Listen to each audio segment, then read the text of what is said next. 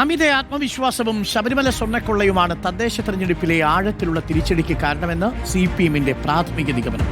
ഭരണവിരുദ്ധ വികാരമുണ്ടെന്ന് വിലയിരുത്തുന്നവരും പാർട്ടി തലപ്പത്തുണ്ട്. തോൽവി ചർച്ച ചെയ്യാൻ CPM-ഉം CPI-യും നാളെ സെക്രട്ടേറിയറ്റ് യോഗം വിളിച്ചിട്ടുണ്ട്. ചൊവ്വാഴ്ച LDF യോഗവും ചേരും. റാഹിസ് റഷീദുണ്ട് കൂടുതൽ വിവരങ്ങളുമായി. റാഹിസ് റഷീദ്, ഇനി തോൽവി വിലയിരുത്തലാണ്, തോൽവി പഠിക്കലാണ്. നാളത്തെ സെക്രട്ടേറിയറ്റ് യോഗത്തിൽ പ്രാഥമിക വിശകലനം ഉണ്ടാവും. എന്താണ് ഇടതുപക്ഷത്തിന്റെ നീക്കം? എന്താണ് ഇടതുപക്ഷത്ത് നിന്നുയരുന്ന പ്രതികരണങ്ങൾ? അരുൺകുമാർ, തദ്ദേശ തെരഞ്ഞെടുപ്പിലുണ്ടായ വലിയ തോൽവി CPIM-നെ ഞെട്ടിച്ചിരിക്കുന്നതിനിടെ എന്ത് പറ്റിയെന്ന് പ്രാഥമിക വിശകലനം പാർട്ടി നടത്തി. അതിൽ ചില കാരണങ്ങൾ കണ്ടെത്തിയിട്ടുണ്ട്. അതിലൊന്ന് അമിത ആത്മവിശ്വാസമാണ് തിരിച്ചടിയായത്.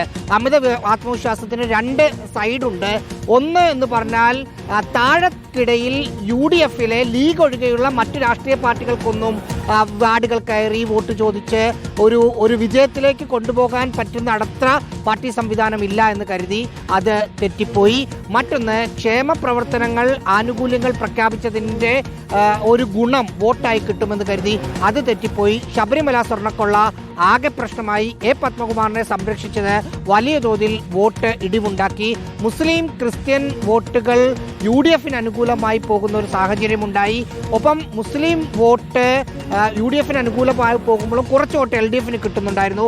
അത് പക്ഷേ വെള്ളാപ്പള്ളി നടേശനെ പരസ്യമായി പിന്തുണച്ചതുകൊണ്ട് അതും പോയി എന്ന് കണ്ടെത്തൽ. നാളെ സംസ്ഥാന സെക്രട്ടേറിയറ്റ് യോഗം വിശദമായി ചർച്ച ചെയ്യുന്നുണ്ട്. Thank you. റാഹിസ് റഷീദാണ് വിവരങ്ങൾ നൽകിയത്.